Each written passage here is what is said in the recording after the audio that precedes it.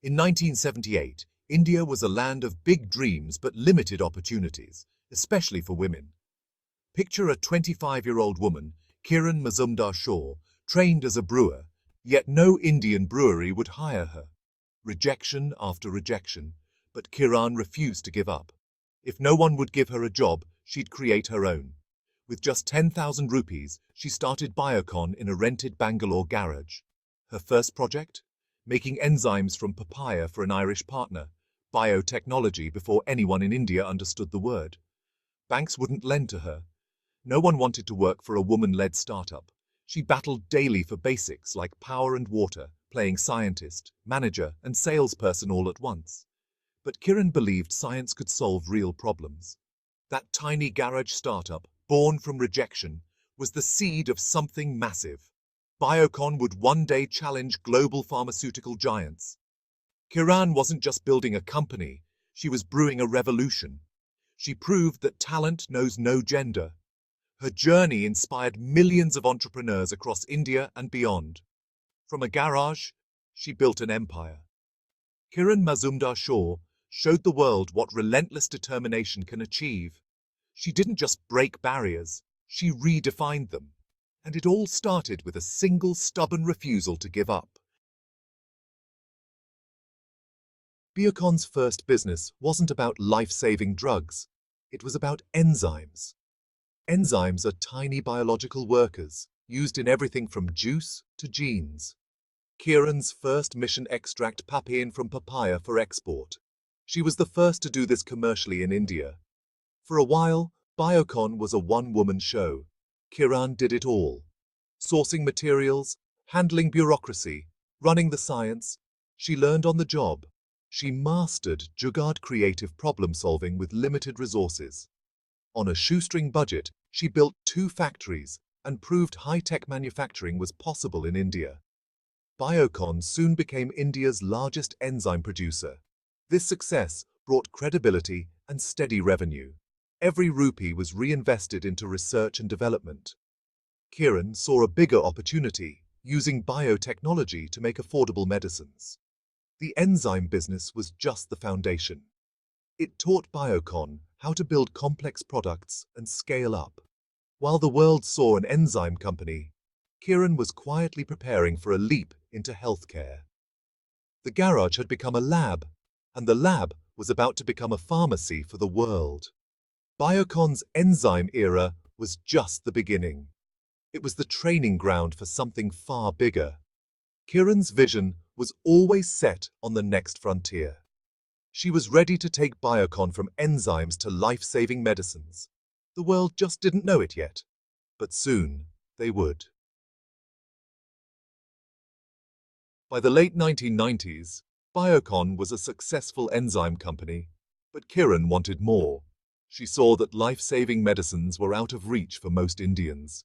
Imported insulin was too expensive. Kiran asked, "Why can't we make affordable insulin here?" BIOCON pivoted from enzymes to biopharmaceuticals, targeting insulin first. Making insulin was complex. Global giants said it couldn't be done, but BIOCON used its fermentation expertise to develop its own. In 2004, BIOCON launched human insulin in India at a fraction of the global price. Millions could now access essential medicine. BIOCON broke Western monopolies and made healthcare accessible. This became the company's core philosophy: affordable innovation. BIOCON developed biosimilars, generic versions of expensive biologic drugs. For each, the goal was the same: break monopolies, crash prices, expand access. BIOCON was no longer just an enzyme company. It was a force for good in global healthcare. The pivot was complete, and the impact was profound. BIOCON's business is powered by 3 engines. First, Biologics, the heart of BIOCON, making complex medicines like insulin and cancer drugs. Second, Generics, producing affordable pharmaceutical ingredients, providing steady cash flow. Third, Research services through Syngene, offering R&D to global pharma companies. Biologics is the high-growth engine. Generics brings stability. Syngene offers low-risk, high-skill services. This mix lets BIOCON innovate boldly while staying financially strong. When one engine slows, the others keep the company moving. It's a smart, balanced strategy. That's how BIOCON grew from a garage to a global healthcare player. In 2004, BIOCON went public with a record-breaking IPO. The market was excited, but building a biopharma giant takes time. BIOCON invested heavily in R&D. Profits were slow to come. Investors grew impatient, wanting quick returns. The stock price swung wildly with every bit of news. Many doubted BIOCON's long-term vision. But Kiran Mazumdar-Shaw stayed focused, communicating her strategy. She built for decades, not quarters. The journey was a marathon, not a sprint. Through ups and downs, BIOCON stayed true to its mission. The lesson: greatness takes time, and faith in the vision is everything. By 2022, BIOCON had a strong biosimilars portfolio, but relied on partners like Viatris to sell in the West. Kiran wanted full control, from lab to patient. In a bold move, BIOCON bought Viatris's biosimilars business for $3.34 billion. This deal gave BIOCON direct access to US and European markets.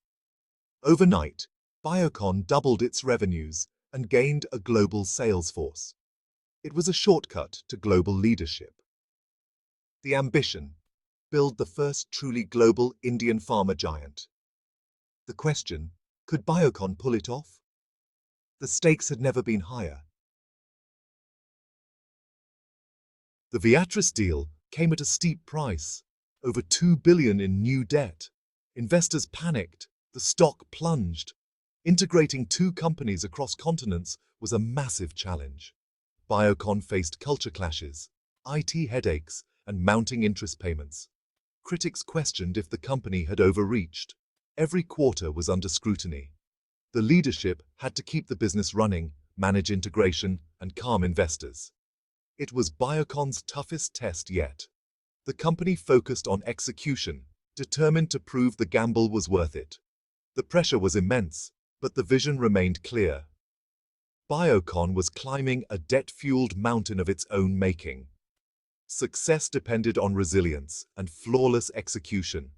The world watched to see if BIOCON could deliver. The dream of global leadership hung in the balance. By mid-2025, BIOCON's hard work began to pay off. The integrated BIOCON-Viatris entity showed strong revenue growth. BIOCON now sold its own biosimilars in the US and Europe, capturing more profit. A successful fundraising round allowed BIOCON to pay down debt. Financial health improved, optimism returned. The stock price rebounded.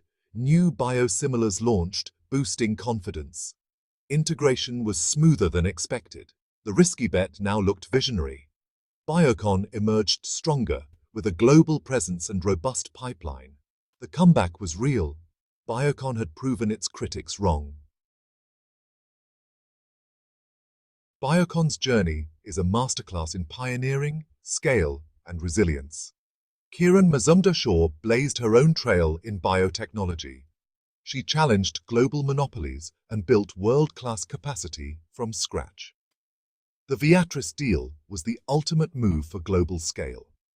Through setbacks and skepticism, BIOCON's leadership stayed focused. Resilience meant pushing through storms, not avoiding them. From a garage in 1978 to a global powerhouse in 2025, BIOCON proved Indian companies can lead the world. It showed you can do well by doing good, making medicines affordable for millions. BIOCON's story inspires entrepreneurs everywhere. With vision, ambition, and grit, no dream is too big. The BIOCON way: pioneer, scale, and never give up.